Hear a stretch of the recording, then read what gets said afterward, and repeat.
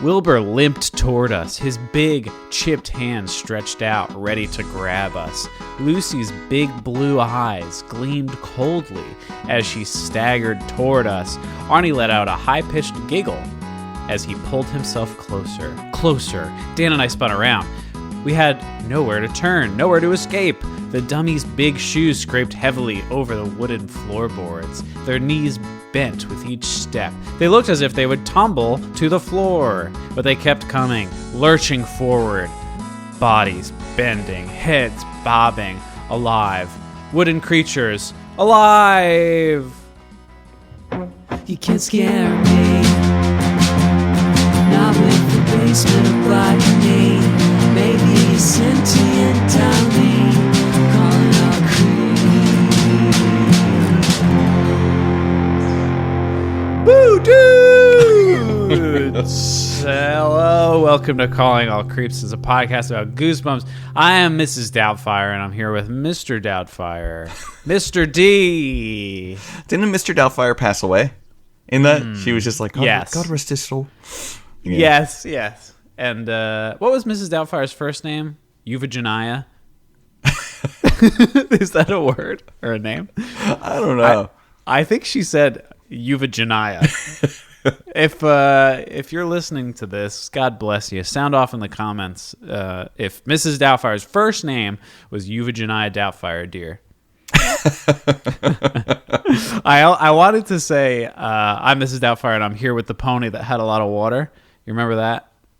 When Sally Field, when they're having a big party to House of Pains jump around, and she unplugs the boombox. He said, be careful over there. That pony had a lot of water. This is going to be our next podcast. We'll call it Robin Williams Tribute. Oh, no. Just Mrs. Doubtfire. Oh, sure. We'll call it Doubtfire Crossfire. I love it. Whenever producer Chip, my lovely wife, whenever we do trivia, I mean, this was in the before times when we could do things. Our team name would be the Mrs. Doubtfires. That's really good.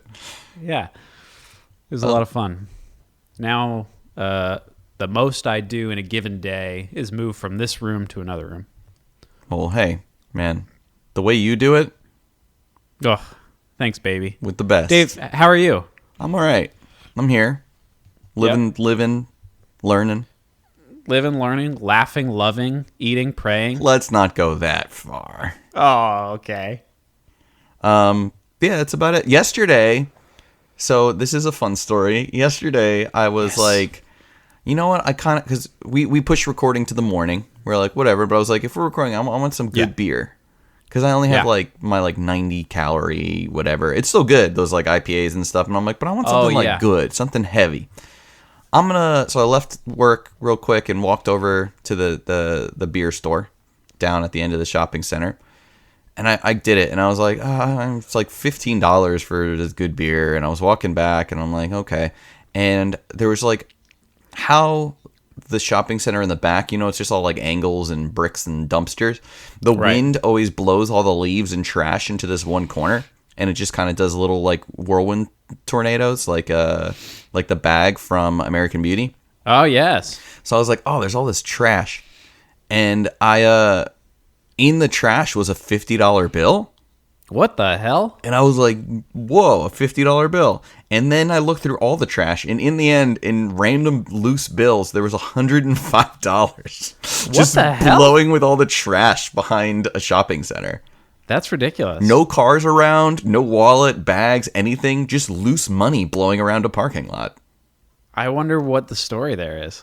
There has to be a story, but like, it was like, we had already closed and everything, and everybody was basically closed in the shopping center, so it was just like only my car in the back there and just money blowing around. Wow. Yeah. Nice. So the moral buy of a lot of Goosebump books. The moral of the story, kids, is drink beer. Yeah. Dave, what kind of beer you get there in the end? I got a that Cape May brewery? Oh yeah. They have like a double IPA that's like something shore, like Longshore double IPA or something like that. It's pretty good. I'm on board. It's pretty good. Hell yeah. I see you're slamming down a pamplemousse liqueur. Oh, I do have a pamplemousse. A little something to quench my palate. I'm still waking up. Couldn't fall asleep last night. Same. Slept till 10 this morning, which actually, because I fell asleep at like 2, is I would like to defend myself. Normal, 8 hours, but pushed a little late and had 1 cup of coffee. Just still kind of waking up a little bit. Same. This Same. pamplemousse will tickle me giblets so that I can entertain. Pamplemousse is it sounds like some sort of greeting that we should start doing. We'd be like, Pamplemousse to you. Good morning, pamplemousse. Pamplemousse. Always wear a hat so I can tip it. So we are finally reading, after a 2-episode foray into dog shit, we are reading Night of the Living Dummy, Trace. Oh my god. Can you believe it? We made it this far? Book 40. Fuck yeah. I just double checked. I am right. It is book 40. Oh my god. The last of the Dummy series. From the original OG. series, yeah. Yeah. Because as we know, I listened back to our past episodes. Slappy appears in over 30 books. Crazy. And he's like the conceit of the new books. He's like the crypt keeper. Yeah, right. Yeah. So he's still rocking and doing the things he does. He doesn't call people slaves as much anymore. These days, yeah. No. These days, no. But so this is Night of the Living Dummy 3. It came out in February of 1996. Wow. Incredible. Do you want to know what happened in February of 1996? Nintendo 64 related? Is it? No, it's Nintendo related. Oh, shit. On February 27th, Pokemon Red and Blue was released in Japan by Nintendo as Pocket Monsters Red and Green, the first role-playing video game in the Pokemon series, developed by Game Freak. And don't want to tip the scale, I'd say that's probably one of my top 3 favorite video games of all time. Maybe my favorite video game of all time. Right. At least the most important to me growing up. I played through that game. I could play through it blind. Like, I'm kidding me? Kidding me? Give me a challenge. Yeah. Fucking, I'm like the Elite Four, more like the Elite Snore. Beat that shit in my sleep. The Elite Boar. That's right. That's right. Got him. Got him. Take that, Lorelei. Hell yeah. Bruno. When did N64 actually come out? Do you know? In my heart, I'm feeling 97, 98. Okay. I don't know. Maybe it was early 97 or Hey Siri. When did N64 come out? Nintendo 64 was published June 23rd, 1996. Oh. holy shit. I expected it just to be like, I searched Google and found this for you. But she was just like, no, idiot. It was 1996. We should have a special episode for the book that comes out. An N64 themed episode. Oh my god, I would love that. I thought you were going to say we should have an episode and Siri should be the guest. Oh. That would be a pain in the ass of... We'd also probably get like sued for the stuff we made her say. That's true. And then a day later, February 28th, Canadian singer Alanis Morissette wins the top honor of Album of the Year award at the 38th Annual Grammy Awards. I've never heard of her. What? Who? Alanis Morissette? No. You're just trying to piss off Brian. Yeah. Who is it? What? She was 21 years old, the youngest person to ever win the award, and her record was broken in 2010. By My sweetheart, Justin Bieber. Oh, Taylor Swift. Taylor Swift. Yes. Congratulations, Taylor to Swift. both of you. I love you. And not in the way that Dave Coulier loved Alanis Morissette. In a pure great way, not a creepy piece of shit way. Yeah, he was a fucking turd. So this is perfect. His last name, get this. Prepare to be roasted, Dave Coulier. He's probably listening at home like, oh no. Oh, what are they going to say? I'm going to turn down the volume real quick. Your last name sounds like Cooley. What? Go kick rocks, you fucking asshole. Sounds like Cooley? Cooley. Kool-Aid? You know what No, a Coolie. You know what a Coolie is? No. Oh my god! It's a butt. It's a butt, yeah. Like culo? What's culo? I think that's like ass in Spanish. Because I know there's that song that's like culo. And I'm like, I wish there were songs in English like that where it was just like do do do do do do ass.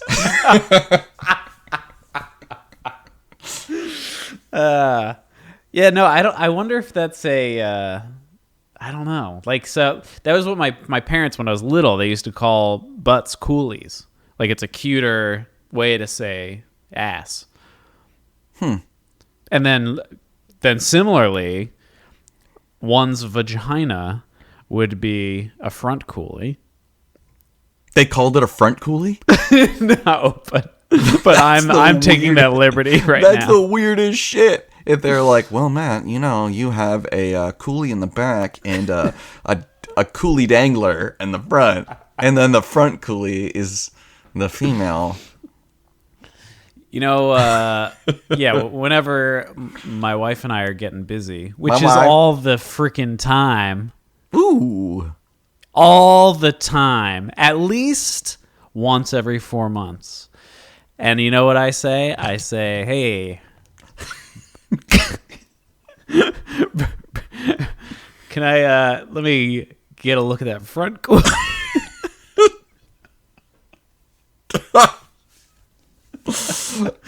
Front Urban, I googled front coolie, spelled as you'd expect, Coolie, and sure? On Urban Dictionary is the first thing, and it says a front coolie is a term that symbolizes a woman's vagina. I knew it. And a sentence, using it in a sentence, last night, Ellie let me see her front coolie for the first time. Ellie's always getting that action. I'm crying. There are tears running down your face. Oh my god. Clean yourself anyway, up. Front seriously, coolie. on the Instagram post, if you've heard the term coolie and or front coolie, please sound off. I want to see if maybe this is like a regional thing or something. I just took a screenshot of front coolie on Urban Dictionary. Yeah. Oh. Yeah. Oh, coolie itself is, how I spelt it, is actually a really fucked up racist term. Or not racist, but like a messed up term. It says an unskilled native laborer in India, China, or some other Asian country. So apparently that's like a term there for like bad workers. I'm going to get canceled. Oh, wait. They probably meant this. A coolie, Coulee, is a deep ravine. That's probably the one they're referring to. That's where we figured it out. That's the etymology. That's probably it. Well, you heard it here first. This is your language lesson for the day. And thank you for tuning in to Ass Talk, where we discuss... All you millennials eating ass, listen up. Yeah, just like eating clean, you need to make sure you know what you're putting in your mouth. And that's right. What we have to say in the first 15 minutes of this episode about asses. Oh, boy. So, right. song was February. One Sweet Day by Mariah Carey and Boyz II Men still. The top movie was Broken Arrow, a John Woo joint starring John Travolta. Okay. But fuck that movie because it didn't make as much money, but Black Sheep starring David Spade and Chris Farley. Hell yeah. Great movie. Love it. The boys are back in town. The boys happen to be in this town. And in this town is a shitty house that Trina's dad owns. And perfect segue. But, well, about this book, just some quick references. This book references NBA Jam, which is awesome. Oh, yeah. But in my reprint, they took out the reference to NBA Jam because they talk about wanting the new 32-bit system, Yes. which is like the next Genesis. And I mean, no one would really get that reference, so it makes sense. Night of the Living Dummy 2 and 3 were released 9 months apart, making this the shortest time between sequels. Unimportant dumb fact. The original Night of the Living Dummy 3, and this is what I was interested to see in your copy, because you have Yes. your OG. Do you still have the special offer tear out with the trading card and bookmark? Well, as you can see, Dave, it does say trading cards inside. Now, I looked in this book. Here's what I will say about the copy I have of this book. Fucking pristine. Like barely a bend in the spine. Like no corner bend. It's like it was printed yesterday, Dave. However, It's a I vision. snuck in there with my little fingies when I was 9 or whatever, and I plucked out those fucking trading cards. Not a trace in here of the trading cards, and I think I do have them. And perhaps it was a Slappy, not a Slappy, a curly bookmark. I do have some trading cards and a bookmark, but I don't know if they're from this book, because there were a few books over the duration of the series that had some tear out stuff. Yeah. So I don't know if I could trace them back to this book in particular without seeing like some pics or something to trace it back. But no. So long answer. It took a while for me to get there, but no, there's nothing. I don't even see the page where like the perforated little strip is. You had skillful little fingies. I did. They were grimy and perfectly nimble. So this one's kind of interesting. I usually don't go into this too often, but they will more than likely rename the characters in different translations. The Portuguese ones, more than not, usually change the names. This one I thought was interesting because the characters' names, the kids, are Trina and Dan, and I wrote Tina for a long time before I realized it was Trina. Yeah. But in the Portuguese version, it is actually Tina and Daniel. Okay. Because I they were like, that. Trina, the fuck is this? Tina. And then instead of Zane, who is their cousin, it is Zika. Oh, like the virus. Zeka, yeah. Love it. And that's it. Oh, also, they marketed the hell out of this book because, spoiler, there's a lot of different dummies in this. Yeah. And there were a lot of like t-shirts and like notebooks and things that kind of like, you know, did some little pairing up of Slappy and Lucy the dummy as if they were an item. Right.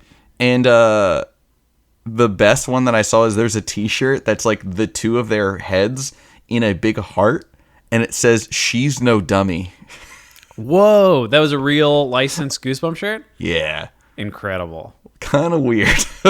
Yeah, I mean, And definitely weird. Spoiler, there is no like trace of a Lucy Slappy like courtship in this book. They don't really interact at all. Lucy's barely in this book, to be honest. Yeah.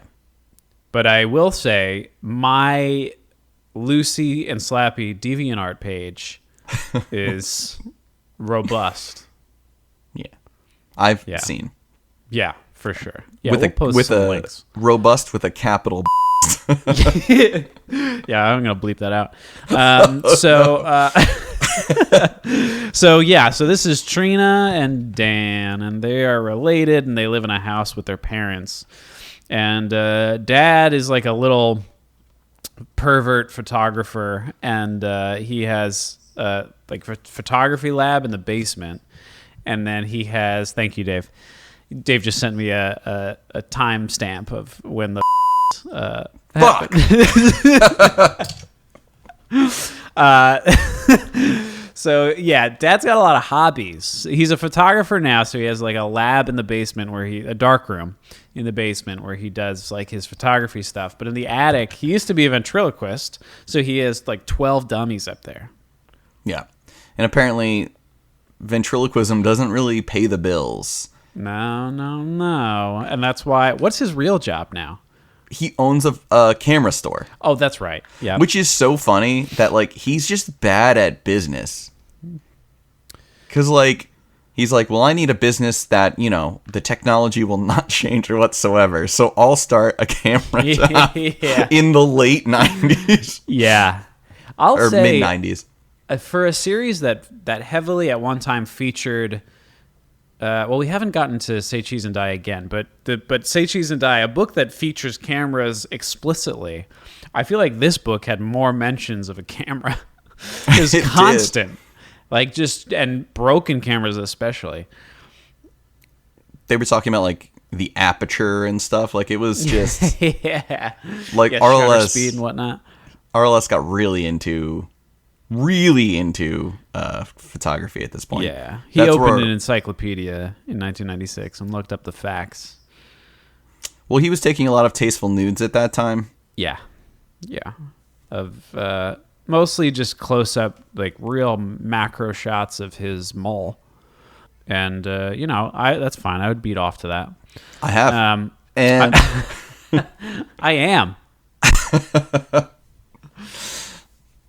So yeah, there's a lot of dummies up in that attic, and I mean that's a recipe for disaster. Come on. And yeah, it's a hobby now. It's a hobby. It's a hobby because, like, I mean, Dad, early on, I said, like, Dad is a special kind of pervert. They're like, what he does for fun is he just goes up in the attic and, like, tries on different wigs on the dummies and, like, sews special pants for them. Yeah, absolutely. Yeah, an absolute lunatic. Oh, lunatic was a word I was going to use. And his kids that live in this dump of a house that they constantly shit on is Trina, who is a tall, red-haired girl with green eyes, and her brother, Dan, who is small and has dark features and acts and looks like a mouse, so they call him Mouse, a fun nickname they used maybe once. And it's the trope of the brother and sister who do not look alike, and another RLS trope of a dumb, on-the-nose nickname. Yes, 100%. Yeah, they do live in an old, shitty house, and there's a possibility it might be haunted. Not really, but they do have a cousin named Zane who thinks it is haunted and gets creeped out every time he goes over there. And unfortunately, he's coming over again with, like, Uncle Cal or something. And they're going to spend some time there. So Zane, Dan, and Trina end up spending a lot of time together in that spooky old house. But before that, Dad comes home. What I do admire about this book and what I liked when I started it was it just gets right to it. RL in this case is like, I'm not going to fuck around with any exposition. Just like, here's the dummy you remember. So Dad comes home in, like, the second chapter maybe, if not the first, with Slappy. And he's like, can you believe I found this dummy and its head is broken open, but I could just glue that together. Isn't that cool? And then Trina almost immediately reads the words from the dummy's pocket, which for some reason it still has. Like, I don't understand how that survived. Yeah, I would have thrown that shit out. Yeah, right. Because I had to remember what happened in the previous book, so I listened to our episode of the second one. So it ends with Dennis the dummy. Again, a shout out, we'll say, to Dennis Dunnigan, because his name is so similar to Dennis the Dummy. Hey, buddy, hope you're enjoying all the golf. He loves golf, and he loves the fashion of golf. Oh, baby. So he like hits his head on the radiator, and it cracks open, and, like, a worm, like a gaseous worm, goes into the wall and leaves. That's right. I was concerned that now that's just, like, in the house. Yeah. Yeah.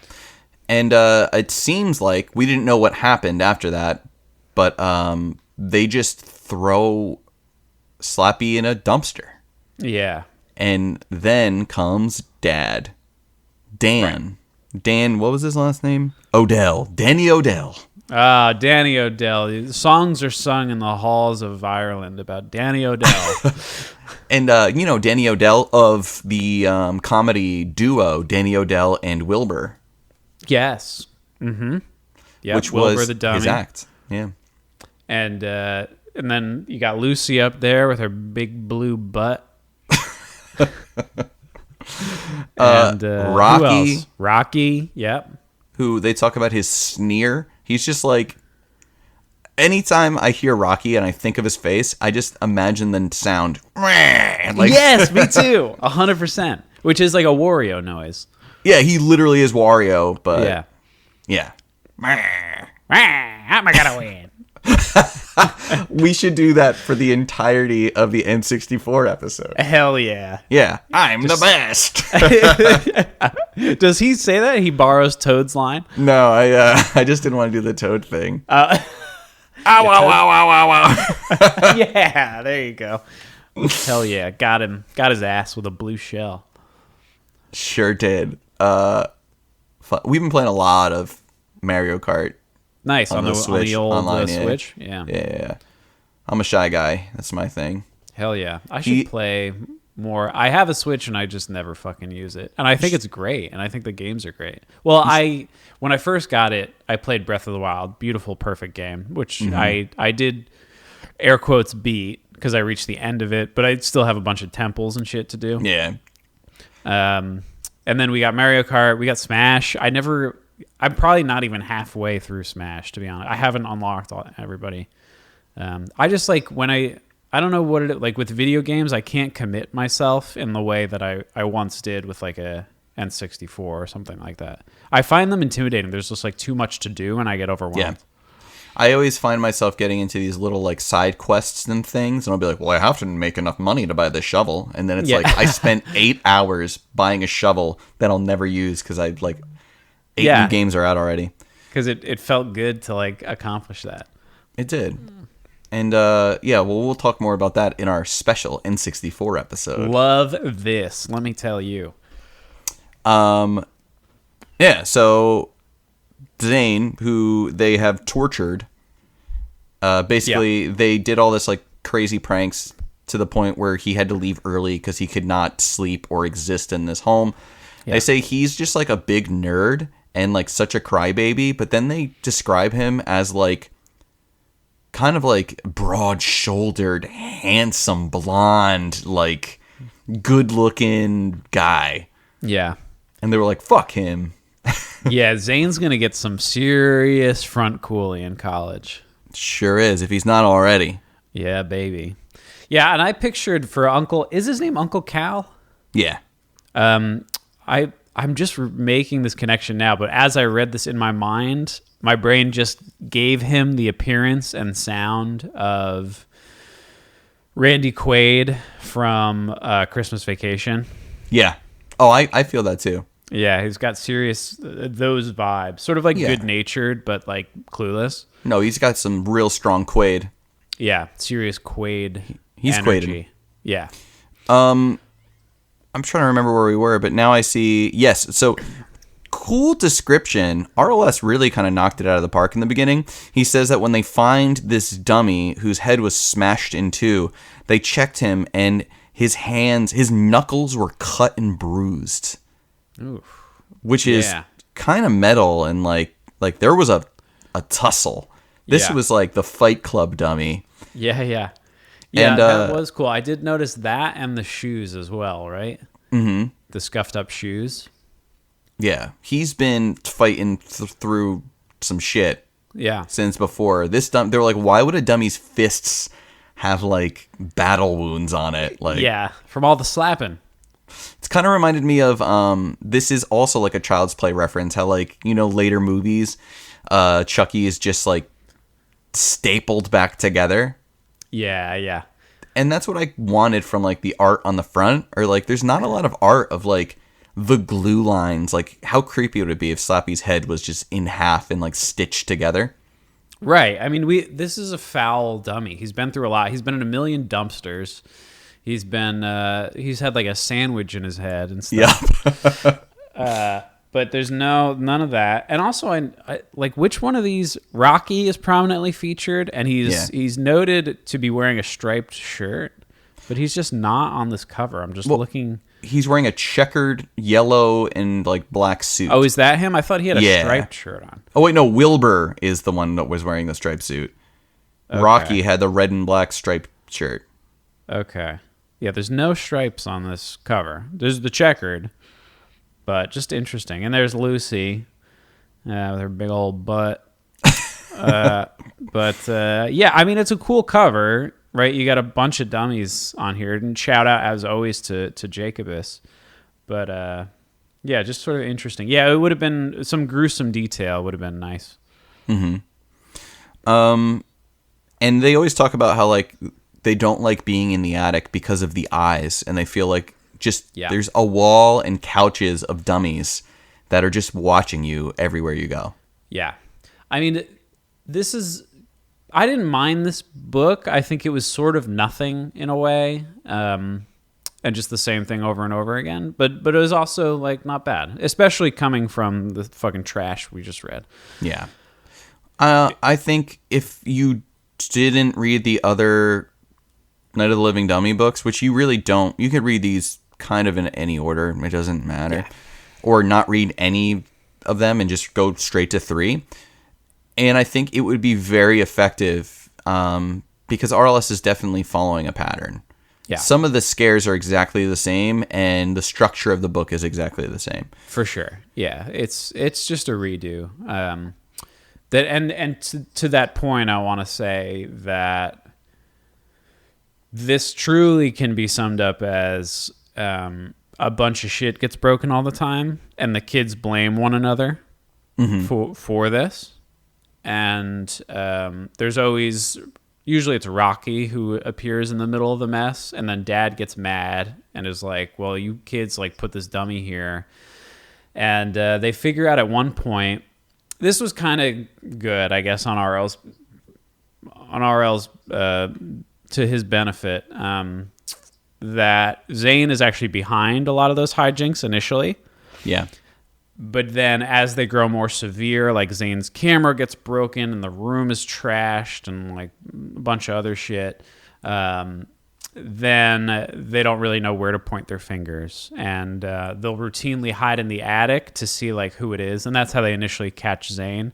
But then ultimately, of course, it's the dummies. That's really it. I mean, there's like 60 pages of just that, right, Dave? Where it's like that was the entire plot.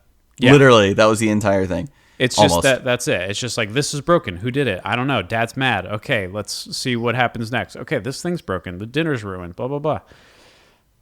Yeah, because like Zane shows up and he gets seen to his room, and Rocky falls from the door and hits him, and then Rocky slaps him in the face. Yeah. Which is Slappy's thing. Slappy? Do you think we're not supposed to know it's Slappy?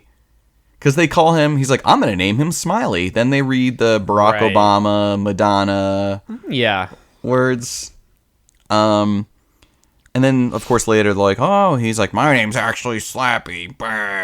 Well, yeah. Because, so the things that happen is the dummy slaps the shit out of Zane and falls from whatever. That night, Zane wakes up Trina because he hears voices, and he says, this part's great. The only thing that calms him down is cereal. Yeah. So he makes her go downstairs to get a bowl of cereal, and then, of course, Rocky's sitting down there in the at the table. Let's see. He's really into photography, Zane, who is kind of interesting fact that Zane looks up to good old Danny O'Dell. Yep. Which is a fun thing. So he's really into photography, and he's like, I'm going to use the dark room. And as they use the dark room, the beginning of his roll is all creepy photos of Rocky. As if like Rocky took some like sick selfies. Yep. It was like basically his face. You see his hands. There was one of him like bending over fully into the mirror. I was waiting to show his coolie. Yeah, he was really spreading that coolie. It's weird. It said insert hand here, which is how I have a very bleak understanding of how dummies work, but I thought the hole was in the back. Not the You would think so, yeah, but between those wooden cheeks. Yeah. Yep. And yeah, so there's that, and the whole time Dad is just like, oh, like Dad is just He's having a meltdown this whole book. Dad's just slowly going like Super Saiyan. Yeah. And as the book goes on, because he's so upset, meanwhile his brother keeps like saying that he's going to give his son free shit. He was just yeah, you're into photography. I bet your uncle will give you a very expensive free camera for free. Yeah, yeah. I'll bet your uncle will give you a $250,000 loan. Yeah. Like literally the whole time. That's just kind of a weird, kind of like full side character detail of Uncle Cow. Yeah. Then what else happened? Oh, Slappy makes fun of Trina. At one point, Dan hides and tries to scare Trina, and Slappy says something like, "Oh, your hair is dumb, you idiot," or I don't know. Yeah. Basic Slappy stuff. And he's like, "I didn't do it." Then they decide to have the stakeout. It was Zane. Then they go on a truce bike ride, and when they get back, the room is like destroyed. Yeah, like the lampshade is torn, and like, yeah, real level of detail in the destruction of that room. It was fucked. So, and then of course Rocky's sitting. Yeah, in the mess. Yeah. What's the next thing to get destroyed? Is it the dinner? No. Zane, during the dinner, Zane screams because the camera's trashed. Yeah. And then when they're upstairs looking at the camera, downstairs, they go and the whole dinner is destroyed. Like the bottle of wine's poured onto the table, all the food's thrown. Right. And, but Slappy and Wilbur are cheersing wine glasses at the table. So fucking crazy. I love that. Yeah. Very funny. I love the covers of these books, but I would love to see Jacobus having like a here, like Slappy and Wilbur. Yeah, that would be a great cover. Maybe make it a tear out trading card. Oh, baby, yeah. I'd put that in one of those plastic card sleeves. Oh, yeah, you would. Hell yeah. Put it next to up in Beckett trading guide. That and my Charizard is my number one. Pass it to my children's children. Oh, man. They find Slappy stealing Rocky. Yeah. Instead of Zane. Him at all these scenes. Yeah, in the attic, they do their, they're camping out up there to see if it's Zane, but it's actually Slappy. And this is where, Slappy starts to speak to them, and he's like, you will be my slaves. Is that your mouth, or is it an asshole from a monkey? And I was like, what the fuck? So again, there's like physical fights that go on surprisingly long. I do think, as we've said before, that the idea of an inanimate object suddenly becoming sentient is a scary premise. But then again, you think of like, all right, once I get over the shock of this dummy being real, you can fucking kick its ass. And they do. The two of them team up, and a fun detail is they say that they grab his slender waist. And I'm like, yeah, there's a lot of that. URL. It seems like the fight would go on so long that they'd get tangled up and then just like slowly just kiss. Yeah. Yeah, at one point, Dan does glue the mouth in an open position. Yeah. And then we learn how the sandwich got into the head from the other book. Yeah, he was like, that doesn't feel quite right. Let me stick a roast beef in there and put it in the microwave. This podcast is just so... We don't understand how microwaves work for non-sexual reasons. I can't even find the words to put out there. I'm just in shock. Right. In the end, they literally just tie Slappy's hands and feet together. Yeah. I mean, great move. Like, they should have done that in all these books. And then they throw him down a well. Yeah. Which, that seems... like, on the one hand, you're not killing him. You're trapping him. Yeah. On the other hand... seems like a deep well. Early in the book, they establish it's a pretty deep well. And how you getting up those slick walls, right? Seems pretty good. But then it seems like a good good thing. And he's made out of wood, so he'll float though. So Yeah, right. But like, how's he gonna? I guess he doesn't get tired because he doesn't have muscles. So I guess he could like scale the walls like Spider-Man, which is a horrifying thought. yeah, thinking about him climb. Yeah, That's another thing. I'll save it for. Well, it's in my good writing, but the movement of the dummies in this book and the description is haunting. yeah. There is awesome. Some spooky shit in here. I got a little spooked. Yeah, there are some spooky moments. The dream that you mentioned that Trina had was spooky. Well, we'll get into that. And then, like, I think this has happened in every fucking book, but the next morning they're like, I slept great. I threw a demon down a well, and now I feel fine. Like, no PTSD, no like my idea of reality has been shattered. Yeah, right, exactly. Yeah, they threw him down the well and immediately went to sleep. Yeah. And then they wake up early. They're like, maybe I'll pour the cereal today. And Slappy is just like sitting in the chair. Yeah, that's right. So they bring him upstairs and he like winks at them and he just like licks his lips. Doesn't he legit make like a kiss mouth? Them? He does. He does like a air kiss and then starts talking to them again. But like, the thing that sucks is like this is his signature move, like showing up at the kitchen table. Yeah. And I wrote in my notes that it's kind of like his like signature move from like wrestling. Yeah, that's his taunt. Like, no, but like you know how like Rey Mysterio, he has that move, the 619. Yeah. Where he like does a little spin around the ropes and kicks you. Yeah. But like every match, for some reason, people land in just the exact thing. Yeah. Or like the Bronco Buster from X-Pac. It's no one normally lands in that exact area. Right. Slumps down to the bottom rope. Yeah. So it's like that's his thing where it's like, ooh, time to get this Slappy trick done. So yeah. And it's funny to think of him like how quickly did he get out? Was it pretty quick? And then he just sat there all night? Yeah, he was just like, this is gonna fucking rule. They're gonna love this shit. I can't wait. Wait 6 hours. So they bring him up, and they decide maybe if they say the Madonna words again, then it'll like kill him. Put him to sleep. Baby, we know that shit doesn't work. No. Also, like, he's been alive forever. Like, why say does the Madonna words put the worm back in his head? I don't know. I don't know what how does all this work now? Yeah, he's added this element of the worm. I mean, it doesn't matter, but I'm just curious. No, but yeah, the logistics are nice to know. But I mean, he probably is going to run out of shit to say about Slappy in 30 books, so maybe it's is The Bride of the Dummy a legit book, or was that just a TV episode? I don't know. We'll have to look that up. We should be the ones that know this and not asking the people on the podcast. But well, we pose the question and, start the discussion. That's important.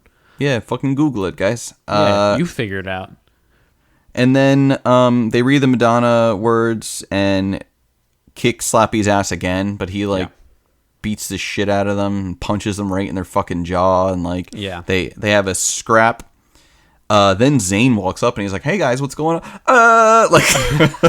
Well, but he doesn't actually see them alive, because what happens before Zane walks in is the dummies, all the rest of the dummies get up, and you're like, "Oh shit, they're gonna eat these two kids." And they actually walk right past Trina and Dan and attack Slappy. And Slappy starts to scream. And they're just like congregating around it. We don't know. I tend to think they're all taking turns jacking him off. But we will never know. And I think one of them probably puts their hand inside of his wooden asshole. But I don't know. I mean, he screams. So that could be pleasure or pain. That's something to ask RLS. Yeah, we'll have to write him. But then the screams stop and the dummies kind of slump down, and that's when Zane comes in and he's like, "You guys were doing this the whole time. You're getting the dummies to plan your next blah blah blah." And they're like, "No, the dummies were alive." And but then the horrors cease. Zane is gonna leave, and Zane's like, my little baby camera broken, but I don't like camera anymore. I would like to be ventriloquist like Uncle Dan. And Cal's like, okay, little baby bottom, that's no problem. Uncle Dan will give you $1,000 and one of his dummies. And he's like, okay. And Trina goes up and she's like, fucking Zane, take this fucking haunted doll, and gives him Slappy, which is terrible. Well, And I love that because when it happens, they're like, go pick him out a nice dummy. And like, she looks at Dan and then they look at Slappy and Slappy's like, yeah, let's get this shit. Let's fuck this kid up. Yeah. So Zane, the last shot is like, the last scene shot is Zane and Cal pulling away, and Slappy's in the back seat and he winks. Yeah. Yeah. And then he actually murders Zane. Yeah, I mean, immediately after they pull out of the driveway, the car drifts into a nearby mailbox and they're both dead. Because he got a ballpoint pen. He stabbed it into Uncle Cal's neck. Yeah. And then with his strength, just dragged it from side to side. Mm-hmm. And while his hands were on there, his hands were trying to hold his neck together, and he drove right into he had the accident. And they had some like lumber on top of the car that like crashed through, and Zane, it flew through the window and it decapitated Zane. I remember that. Yep. And when the firefighters came, Slappy was aggressively face fucking Zane's severed head. That's right. I do remember that. And then they go like, what's going on? And then Slappy used Zane's head as a puppet. And he goes, me so horny. Because that's the kind of fucked up joke that Slappy would make. That's right. Yeah, he's an insensitive fuck. The firefighter points at Slappy and goes, ah, and they go, and then this guy. And then the theme song plays. Yeah, the Cheers theme song. In my head, I was thinking Family Matters. I was thinking sure. that the beginning that's like,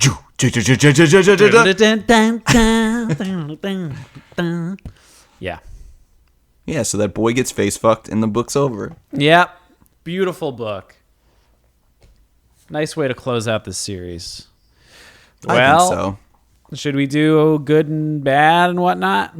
Go for it. Okay. Well, I have miscellaneous notes, so I'll try to pull out what was good. I think on page 11, Dave, as you pointed out, the scuffed up shoes, that was a nice detail, and the hands and whatnot. And they also say the new dummy has like a fucked up smile. It says, isn't he great? Yeah, great. I remember it. I didn't like the new dummy at all. I didn't like his face, the way his blue eyes gleam, the crooked smile. Yeah. And it says the big black leather shoes, very scuffed up, dangled from his skinny gray pant legs.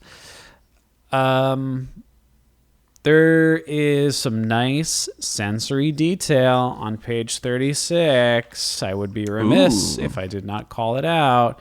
It says that, holding on to the banister, we made our way slowly down the steps. Pale light from outside cast long blue shadows over the living room. In the dim light, our old furniture rose up like ghosts around the room. Yeah,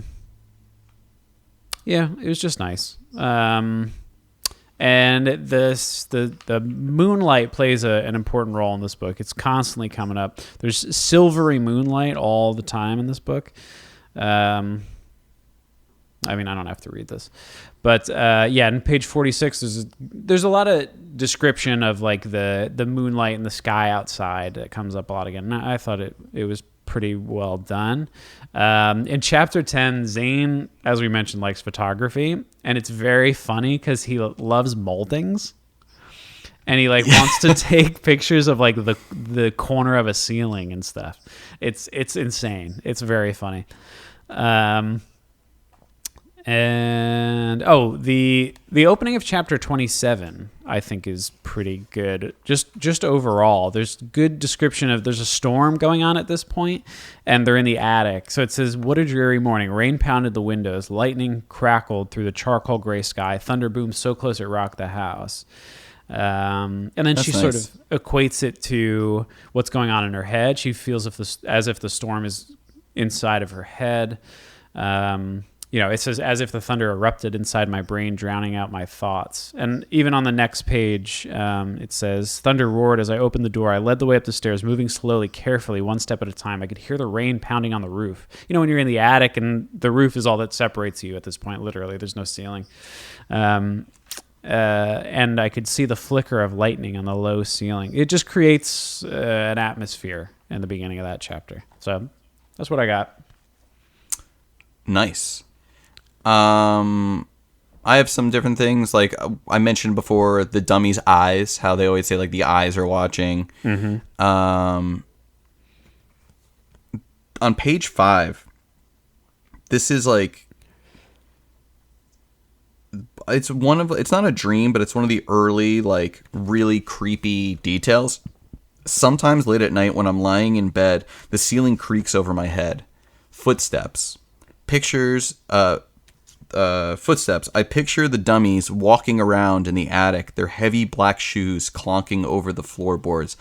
I picture them wrestling around on the old couch or playing a wild game of catch, their wooden hands snapping as they catch the ball. Dumb? Of course it's dumb, but I can't help it. They're supposed to be funny little guys, but they scare me. It's just like... Yeah. Just like hearing them and just like the imagination. And there's a lot of little dreams and just like thoughts that put these really clear images in my head that I'm like, ugh. Yeah. Gross. Yeah, the knuckles. I like the detail. Zane is our favorite cousin. No, Zane isn't our favorite cousin. He's our only cousin. Yeah. It says it all. It's like, fuck this kid. On page 39 it says, "Tonight I decided I would pound my brother." I wrote that as well. Which is, I believe, a quote they took. It's a literary reference to xhamster.com. Did you go page 62? There's just this italics part that says, "Dan and I aren't alone up here. I thought drowsily." This is when they're hiding, waiting for Zane.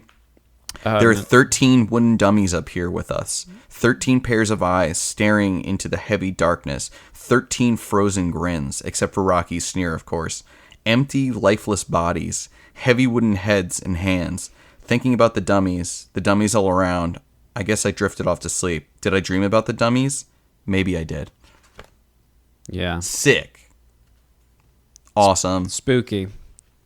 With the stuff you wrote about with like the outsides, or you told us with like I said RLS is on his Robert Frost shit. Yeah.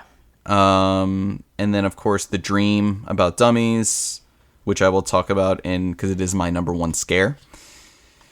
And a really good detail, and it's a good fragment, which we usually hate on as fragments, but during the first Slappy fight, they say that the dummies are a silent, still audience. Oh, nice. Nice way to put it. And on page 80, leading into the new chapter, I was looking at a lot of R.L. Stine pictures for a project, which you guys will see soon. Yes. And I watched an interview, and he said one of the most tedious things about writing Goosebumps is every chapter needs to end on a cliffhanger. Which I don't know why. This is a recent interview, and it blows my mind that no one's told him that's not a rule for anything. Yeah, you don't have to do that, dude. But this one was successful. He said, after a while, I must have drifted back to sleep. I don't know how much time passed. I was awakened by a knock on the door. 2 sharp knocks, and then 2 more. I sat straight up with a gasp. I knew that Rocky had come back. Yeah, I do remember that. That was good. Of course, it's just like Zane being like, or like Dan. Yeah. Going, hey, is it cereal time? And yeah, that's my good writing. There's a lot of good stuff in this book. It was regurgitated shit. It's the same. I mean, we're playing the same board game with the same like squares and all the same shit. It's just he was very apt in presenting it to us this time. Yeah, he's a pro at this point. And yeah. I honestly, I enjoyed reading this. Again, especially after the last book we had to read. I did not mind this at all. That being said, there was some stuff, not a lot, but on pages 1 and 3, what did I mean by this? Oh, she says a lot as a sentence. And this is what we said before, the Mouse nickname. Sometimes I call him Mouse, period, period, like a nickname. Dan hates it, so I only call him Mouse when I want to make him mad. And then on page 3, again, it says, Dad owns a little camera store now. But before that, he was a ventriloquist, period, period. He did a comedy act with a dummy. It's just like the is not necessary, especially on its own as a sentence. On page 37, I wrote that they mistake the dummy for their dad. Oh, right, because this is when Rocky is down at the kitchen table when Zane's like, I want cereal now. And they go down and Trina's like, Dad, you're still up? Why are you sitting in the dark? And they turn on the light and it's a dummy. It's like, how... if you could see the figure, because it's either you can't see him at all or you can see something there. Yeah. And a dummy, obviously, to scale on a person is what? An eighth of a person? It's rude that you would shit on R.L. Stine for something like this. And they actually fixed it in the new book where one of the, let me see, it's page maybe 4. It says, Dad is 3 feet tall. Which is an important detail they added. So that's right. I forgot about that. My apologies. It's right there on page 17. I knew it. I always miss those important details. Yeah. Yeah. Oh, I also had that she wants to pound her brother. On page 46, she pins him up against the wall, which was interesting. She needs to like tell him something. So Arl's like, she pinned him up against the wall, unzipped his fly, whispered into it. There's also, during the fight, she says she tugged off his belly. That was good. Oh, boy. And then his innie became an outie. Yeah. And at one point, the description of the outside and the moonlight and whatnot, it's like too much. It was on page 51. It was late in the afternoon. The sun had begun to lower itself behind the trees. Orange light washed in through the dusty attic windows. It's like that on its own is nice, but it happens almost every page by this point. Yeah. It's like too much. Yeah, I think. And my last thing I would just throw in there, and I've. Similarly, Dave, I think we have the same spook and scare, which we'll talk about. But on page 83, it's just a strange sentence, and I don't know. Am I wrong? I mean, my job is to edit for a living, so I feel like I know what I'm talking about.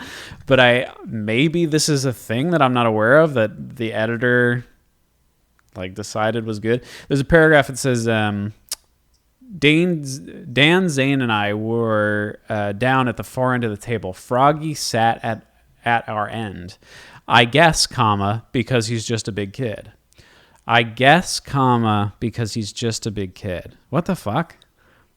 I guess, I'm just trying to process it. Why would you do that? It's supposed to be because... I mean, I get the idea where it's like they put him at the kids' table because he's a big kid at heart, but yeah, that's all sorts of. Well, yeah, it's just the comma, to remove the comma. There's no reason you pause there. No, not at all. I guess because he's just a big kid. Done. It's strange. I'm being pedantic and whatever, but there's millions of copies of this book, so let's get it right. How about you? Bad stuff? Yeah, so a lot of the same things. On page 2, there's a paragraph where every sentence starts with the word or. Mess. On page 59, the sentence, this is the full sentence. It's, the attic stretched blacker than the stairway. I don't even know. Weird. It's just, I guess he's talking about the shadows, but that just doesn't. Sure. Yeah. Stretched blacker is not like a. Yeah. It doesn't make any sense. Yeah. It's like saying that it stretches in a black way. Yeah. I don't. It's like get you're just it. saying it's dark. It's darker. Yeah. And it, like, they both don't stretch. Like, it's just, yeah. No, you can't do Stretched out before us, dark, even darker than the hallway. Verb plus adjective like that doesn't work. Doesn't work. His mouth opened in a frightened wail. This is the O of surprise for this book. Yeah, but it's like a wail is a sound, not a description of an action. Yeah. So that was just weird to me. Also, you mentioned Froggy. There's two bad nicknames. There's they call him Mouse, but they maybe call him Mouse once in the beginning of the book, and R.L. Stine forgets about it. Yeah. And then Froggy, they're like, his name is Froggy because he can make his cheeks puff out. Yeah. I was like, so your dad's friend is just like, call me Froggy, look. It's just, why? Yeah. And I get it, like, he's a kid at heart, but, like, the kid at heart and sitting at the kids' table, that's a better description than calling him Froggy. Yeah. It's, I don't know. Not bad. necessary. Yeah, and then most of the stuff that, you know. Yeah, that's that. Radical. I'll also say Froggy makes a joke that I think is funny, but nobody else thought was funny. When Zane's camera is broken, and they all find it, and Froggy goes, "This is what happens when somebody takes my picture." And Trina's like, "That was not funny. Everybody was silent." And it's pretty funny. It is pretty funny. Little self-deprecating humor. I thought it was good. I imagine he's like, ha cha cha. Yeah, lighten up, guys. No respect. Yeah, right. What do you think about best or Spook and Scare? It's definitely page 77. I agree. The Dummy Dream. Do you want Dummy to give us a Dream. read of that? Sure. For me, Arguably, to me, just preface, this is probably the scariest writing we have gotten from R.L. Stine yet. I would say so. I mean, I liked how scary it was, but I hated the idea of it because it is It's upsetting. horrifying. So upsetting. It says, that night I dreamed once again about ventriloquist dummies. I saw them dancing, a dozen of them, all of Dad's dummies from upstairs. I saw them dancing in Zane's room, dancing over the tangled piles of clothes and books, dancing over my bed, over the toppled bed table. I saw Rocky dancing with Miss Lucy. I saw them fuck. I saw them commence intercourse. I saw Wilbur doing a frantic, crazy dance on top of the dresser. And I saw Smiley, the new dummy, clapping his wooden hands, bobbing his head, grinning from the middle of the room as the other dummies danced around him. They waved their big hands over their heads, their skinny legs twisted and bent. They danced in silence. No music, no sound at all. And as their bodies twisted and swayed, their faces remained frozen. They grinned at one another with blank, unblinking eyes, grinned their frightening, red-lipped grins. Bobbed and bent, tilted and swayed, grinning the whole time in the eerie silence. And then the grins faded as I pulled myself out of the dream. And this is where she sees Rocky's face. But yeah, I mean, that description, Dave, so good. Damn. And even like there's no sound. So Yes. I just imagine the eerie silence and just the clunk, clunk. That's what made it really pop. Yeah. It was like what they're doing is terrifying, but yeah, just that dead, heavy silence. Oof. Yikes. Pretty Speaking good. of dead silence, if you want to watch a good movie about dummies, I love that horror movie. It was pretty freaky. I remember not enjoying it. I mean, enjoying it from a horror standpoint, but yeah, disturbing. Damn, that's a fucked up dummy movie. Yeah. All right, so that's our top scare. Who's your top dressed? I would say Froggy is probably my best dressed. As you said, he does the cheek puff thing, which is insane. It says, yeah, I mean, that's it. Fred is a great great guy. Everyone calls him Froggy because he could puff out his cheeks like a frog. Froggy is short and very round and really looks like a frog. Great. That's all I need. Sounds good. What about you? Said I liked Wilbur's like comedy guy suit. Yeah, I mean, there's a lot of good dummy costumes going on. Yeah. Alt title? I don't have one. So, God, I don't know. What do you got? Oops, all dummies. Night of the Living Dummy, Oops, all dummies. That's great. That's really good. I don't know. Night of the Living 3? I think that's been yours for number 1. Yeah. So it's good. Do we have to bleep that though? Oh yeah. I knew that going in. Yes. All right. And where's the witch? Carl Germ. Where's the witch? Well, I think Trina's the witch. I mean, she conjures a worm into the dummy's head, presumably, and makes him come to life. What's more magical than that? Didn't even know she was a witch. Didn't even know. But she did witchcraft. What was our bonus episode?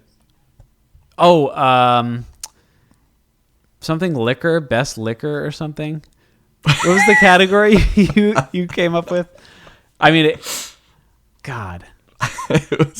We'll have to. We'll circle back to that next time. We'll come up with most luscious liquor or whatever. All right, we're at the hour mark. Do you want to kill someone?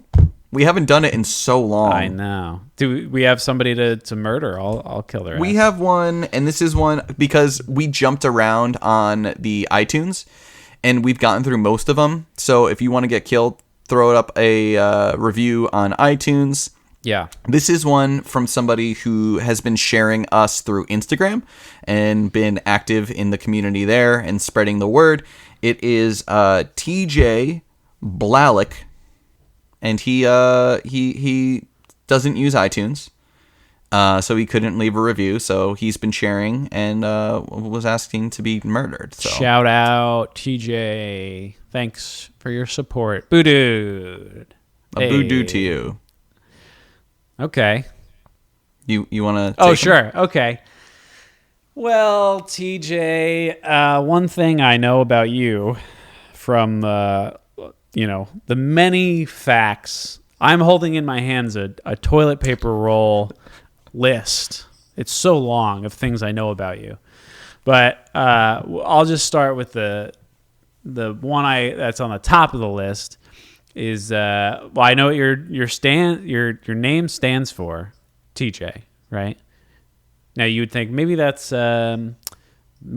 Tim Jacobus. Maybe that's Thomas Jane of The Punisher? Maybe that's Thomas Jane. No. Or Deep Blue Sea? It is, in fact, Totally Jolly.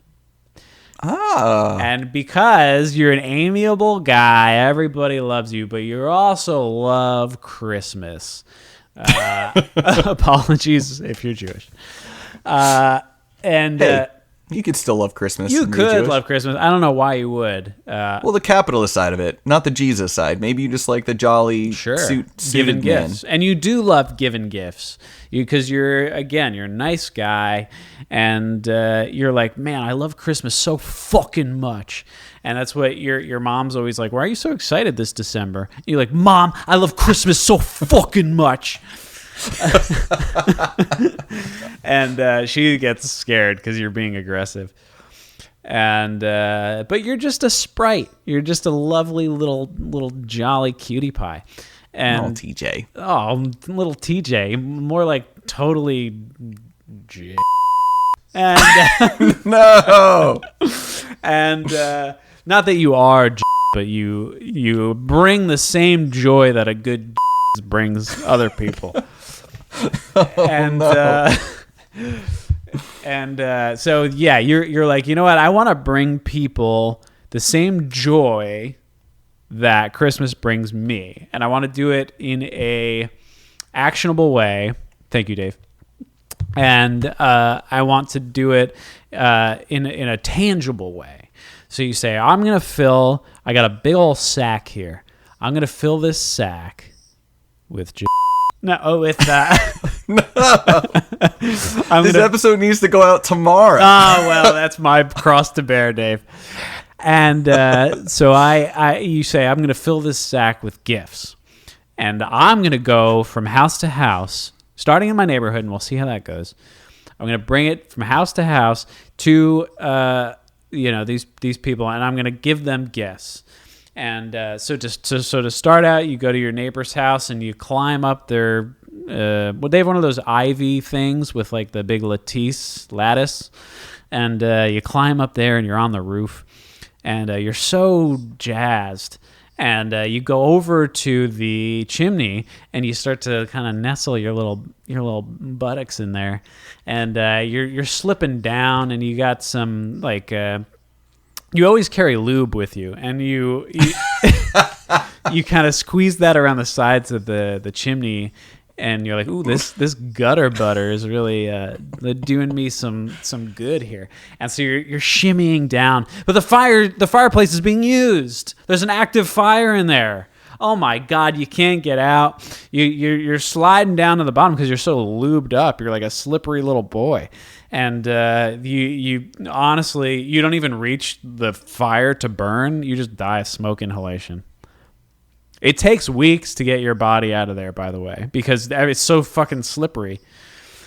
You left a trail of lube, and the firefighters are sliding all over. It's like a comedy routine. Yakety Sax plays every time they try to rescue you. And that book is called The Great Christmas Snail Trail. That's right. All right, so I'll keep this. I'll keep this little light. So, TJ, quarantine happened, and you know what nobody can get their hands on? A dang pool. Whoa. Pools right now, no one can get pools. But you have a pool. And you're such a good dude that you feel so bad, but like you want to invite everybody over, but you're like, we need to keep a safe social distance, and I don't want to be part of the problem. So, like, you just feel guilty that you have a pool and other people don't, and a lot of people want them. So you're like, I'm going to spend as much time in the pool as possible because I need to enjoy this for all the people who don't. Yeah. Kind of the same reasoning of, like, I'm full, and it's just like, there's kids in, across the world who would love to eat this right now. You're not going to eat it. So you're playing by those rules. So you're in the pool, and you do everything in the pool. Like, you're eating in the pool. You're having your cereal in the pool. Using pool water for the cereal. You're taking dumps right into the filter. You're, like, swimming. You're sleeping on pool floaties. Mm. And it gets to the point where, like, people see you from a distance, of course, and they're like, hey, TJ, enjoy the pool. And you're like, hells yeah, dude. And then after a while, they're just like, hey. And you're like, hi. And then someone's like, hey, is TJ still here? And you're like, what? They're like, excuse me, old man, is TJ still here? And you're like, old man? And they leave. They're like, well, let me know when he's back. That's when you decide to look down at your own reflection in the moonlight of the pool. You are so shriveled. Yeah. So shriveled from being in the pool for days. Oh my God. And you know what happens when you're in the pool for days? Your nuts that get real small and your whole body's all shriveled. So you're like, uh-oh, my nuts are small, my body's shriveled. How am I going to regain the mass to become a normal shaped person? Oh my God. That's when you remember, you know the part of the filter that just shoots out the air? You're like, well, I need to blow myself back up like I've been doing with my pool floaties that I sleep on. So you're like, well, where is the little nozzle that pops out? And you're like, well, I guess it's this wiener o' mine. So you put your wiener into the thing, and it works. Whoa. It starts blowing you up and blowing you up. And you're like, oh, this is great, but it also feels great. Well, you fall asleep while you're refilling yourself. You wake up, and your head is massive and filled with water. Then you pop like a water balloon. Oh, my God. But the thing that's crazy is that you gained so much water in your head that you popped, and it was like a tidal wave through your neighborhood. And all the gaps in the craggy cliffs of around people's houses gets filled with good, clean pool water from your head, and everybody gets their own pool. And you die a hero. Wow. The respect you deserve. Yeah. All because you stuck your wiener in the pool filter. That's great. Well, I would do the same. TJ, in your case, Dave, stood for tiny jewels. and I would stick my wiener in that old air socket if I could pump them up. Well, it wasn't, to be fair, it wasn't always tiny. It's just, enough time in the pool. George Costanza joke inserted here. I was in the pool. Yeah.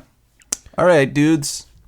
That is our episode. Send us a 5-star review or else we'll kill you. But if not, then I guess it's your life. Do what you got to do. And yeah, I'm not going to tell you how to live your life. Yeah. I'm not to say I approve or disapprove of your lifestyle. Just be happy and make other people happy, you piece of shit. Yeah, you fucking idiot. All right. Bye.